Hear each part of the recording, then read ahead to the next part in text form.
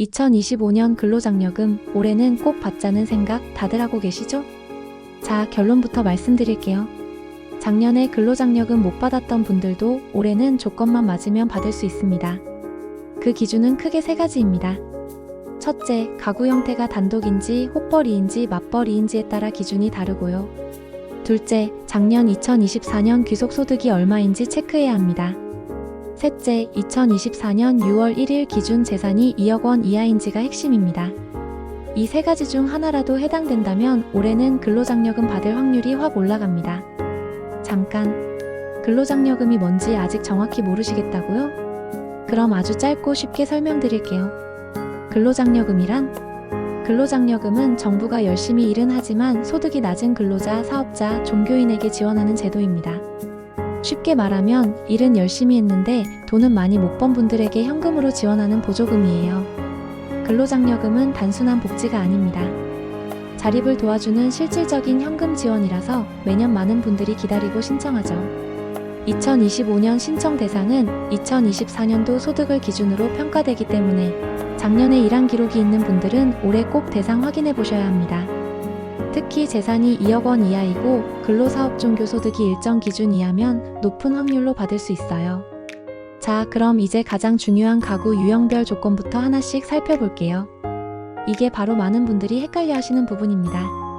단독 혹벌이 맞벌이 가구를 구분해 볼게요. 먼저 단독 가구입니다. 배우자도 없고 자녀도 없고 부모님 부양도 하지 않는 1인 가구죠. 이 경우는 2024년 전체 소득이 400만원 이상, 2200만원 이하일 경우 신청 가능합니다. 두 번째는 혹벌이 가구입니다. 배우자는 있지만 한쪽만 소득이 있거나 혹은 부양가족이 있는 한부모 가구도 여기에 해당합니다. 이 경우는 소득 기준이 400만원 이상, 3200만원 이하입니다. 마지막으로 맞벌이 가구는 부부가 둘 다 일정 소득이 있는 경우입니다. 여기서 소득 기준은 600만원 이상 3800만원 이하로 조금 더 넉넉합니다. 이 세 가지 중 본인이 어떤 가구에 해당하는지 파악만 잘해도 지원 대상인지 70%는 확인한 셈이에요. 하지만 소득만 보는 게 아니라 재산도 함께 보니까 다음 내용을 꼭 들으셔야 합니다. 2024년 소득 기준 자세히 볼게요. 소득 기준은 단순히 연봉만 보는 게 아닙니다. 근로소득, 사업소득, 종교인 소득, 기타 소득까지 다 포함해서 계산돼요. 특히 프리랜서나 배달, 택배같이 기타 소득으로 분류되는 경우 소득 산정이 조금 더 복잡해집니다. 중요한 건 2024년에 얼마나 벌었느냐가 기준이라는 점입니다. 올해 얼마 버는지는 상관이 없어요. 그래서 작년엔 많이 벌었지만 올해 수입이 줄었다면 근로장려금 못 받을 수도 있고 반대로 작년에 적당히 벌었다면 올해 수입이 많아도 받을 수 있습니다. 또한 2024년 기준으로 근로 일수가 너무 적다면 제외될 수 있기 때문에 적어도 일정 기간 일한 기록은 있어야 한다는 점도 꼭 기억해 두세요. 다음은 재산 기준입니다. 2024년 6월 1일을 기준으로 가구 재산이 2억 원을 넘으면 근로장려금 신청이 불가합니다. 재산에는 어떤 게 포함될까요? 우선 부동산, 자동차, 예금, 주식, 전세금 등이 포함됩니다. 심지어 배우자나 부양가족 명의의 재산도 모두 합산해서 계산하니까 우리 집은 소득이 적은데 왜 안 되지? 싶은 분들 재산 항목 꼭 다시 확인해 보셔야 합니다. 재산은 공시가격이 기준이므로 실거래가보다 낮게 잡히는 경우도 많아요. 그래서 의외로 조건을 충족하는 분들이 꽤 많습니다. 하지만 세입자라도 보증금이 많으면 그것도 재산으로 포함되니 반드시 체크하세요. 작년엔 안 됐는데 올해 되는 사람? 이 부분이 오늘 영상의 핵심입니다. 작년에는 근로장려금 대상이 아니었지만 올해는 충분히 가능성 있는 사람들 누굴까요?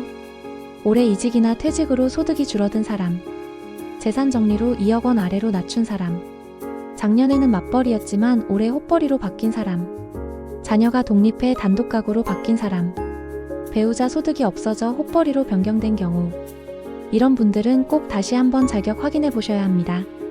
근로장려금은 신청한다고 해서 무조건 나오는 게 아니고 국세청에서 심사해서 지급 여부를 결정하기 때문에 기회 있을 때 신청부터 해보는 게 정답입니다. 신청 방법 및 주의사항 알아볼게요. 신청은 홈택스, 손택스, 전화 또는 세무서 방문으로 가능해요. 특히 모바일 손택스 앱은 가장 편리한 방법이니 미리 설치해 두시는 걸 추천드립니다. 주의하실 점은 반드시 본인 명의로 신청해야 한다는 것.